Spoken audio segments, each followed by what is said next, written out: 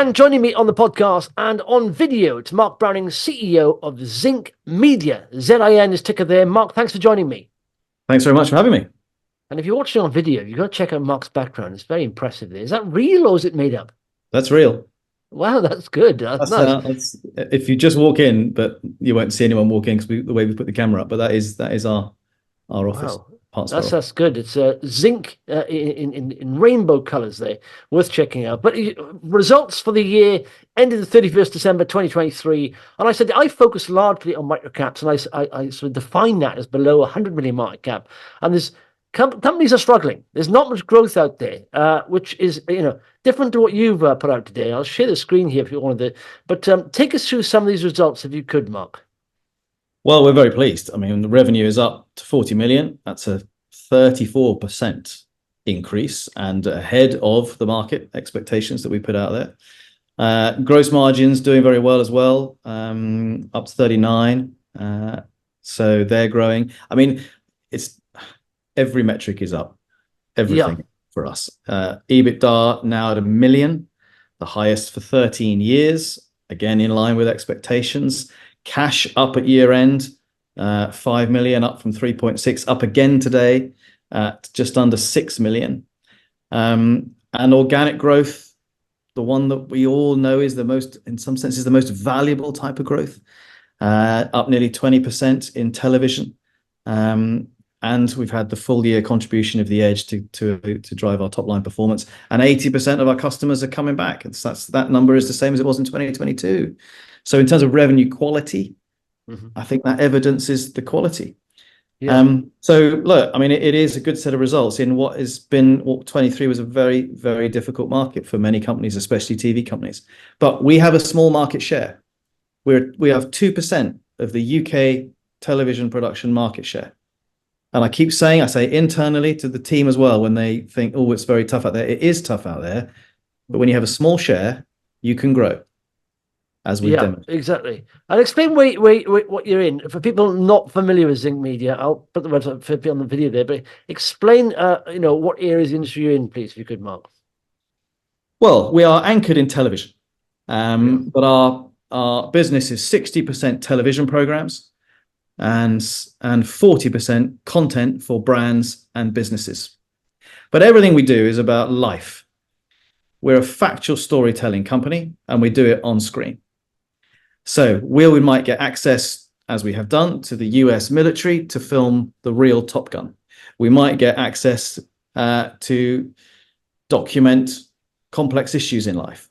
In the same way, in our content for brands and businesses, we may be working with PwC, or we may be working with a commercial production company in Qatar. So we are storytellers. We are in unscripted storytelling, i.e. we're not yet in drama or we're not yet in entertainment, but we make stories and we do them with trust and we do them with quality. And we do that across the whole range.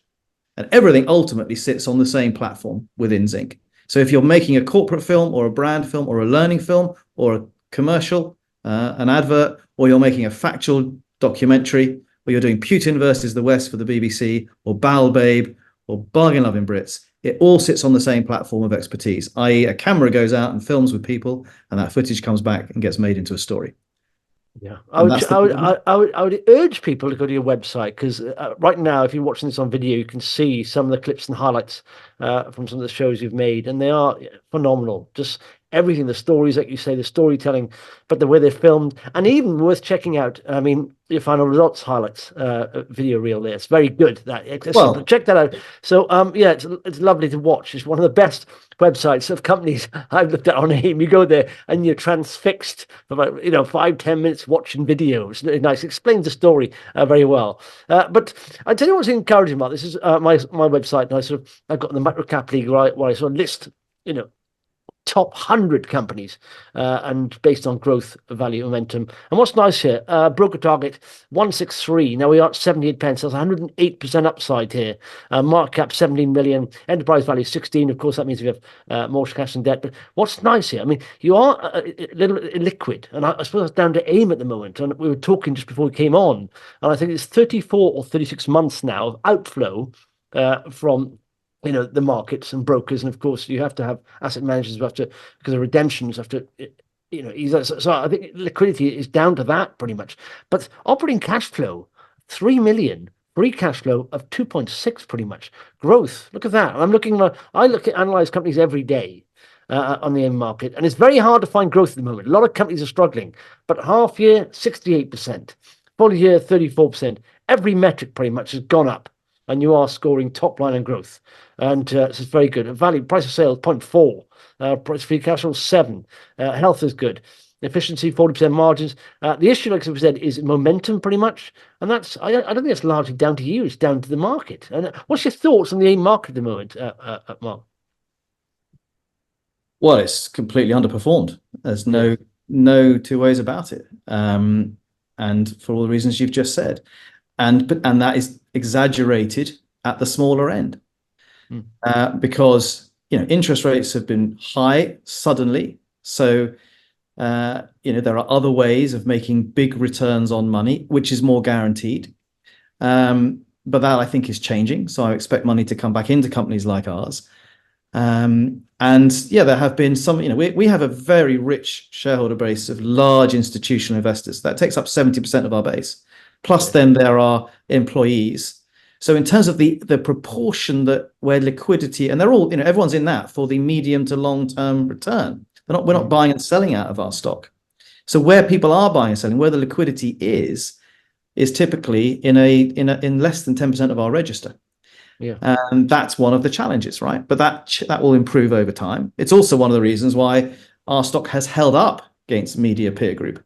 You don't have to go far to see media stocks down significantly. So liquidity is the issue, but that's also the opportunity as we tell our story and as confidence returns to the wider market. But look at valuations too. I mean, your valuation, I think, looks at FY23. Yeah. And now we're in FY24. Our valuation is closer, as we sit here today, closer to a sort of somewhere in the 8% range. There we are. So yeah, EBITDA will be dropping down to 7, and so on target. So it's very good. I mean, but if you look at our peer group, I think the average of peer group under 100 million is something like 12 times. So on our revenue, we're vastly undervalued. Arguably, we have been in 23 overvalued on EBITDA, but against 24 and 25, we're starting to look quite tasty. Yeah, well, that's the point. I mean, do you know what? I keep an eye on, like I said, fund managers, asset managers when their reports come out, and you are seeing an improvement. They're saying, it's 34 months of outflow. That now, pretty much, the outflow is slowed right down to a trickle, and I think because the markets have rallied from the lows of October last year, people tend to come back in, and hopefully that'll help AIM a lot. There's been a lot of talk. I mean, it's a natural function of the market. A lot of talk about, AIM, will it survive? And I think, yeah, of course it will. It's just part of the market. It's a tough time. We've had one of the longest bear markets I can ever remember. It's been longer than the Great Financial Crash. AIM all share is down 49%, and that's including the winners. So that's a huge drop off, and it's been close to over 900 days now since the high of September. I think that's an absolutely critical point, Justin. To be honest, you look at AIM all share and you see that number, and then you look at the performance of Zinc within that. Yeah, it's doing okay. Yeah, and the upside opportunity. I think we're weighted towards the upside now. So that's what people have to consider on their own. Absolutely. Well, take us through. I've got on the page here. I've got the outlook, and you're quite bullish on the outlook for 2024. Yeah. Well, notwithstanding the market in television is still sluggish, but we are starting to talk about, as a sector, the signs of optimism for the back end of this year and into 25. From our perspective with Zinc, the key things that I look at and that investors look at are where are we in our booked revenue compared to last year. So this time last year, across what we had booked and what we call highly advanced, which is business that we expect to land in this year, it's in business affairs or contracting stage. The combined number last year was 32 million. The combined number this year is 32 million. We had slightly more ahead booked last year, but only a couple of million quid. So that's just a phasing issue that could drop tomorrow. But the headline number is the same. So I would then look back and go, what did Zinc do last year? I did 40 million. What's it expecting to do this year? Broadly the same, 41. So that tells me that we're in a good place. Yeah. And then you look at the profitability coming through, and we talk about the drag on profitability last year as we were in a heavy growth phase, and they start to unwind, so we can get that profitability coming through this year as those new businesses. Remember, some of them only launched last year, and they were bringing revenue into the year.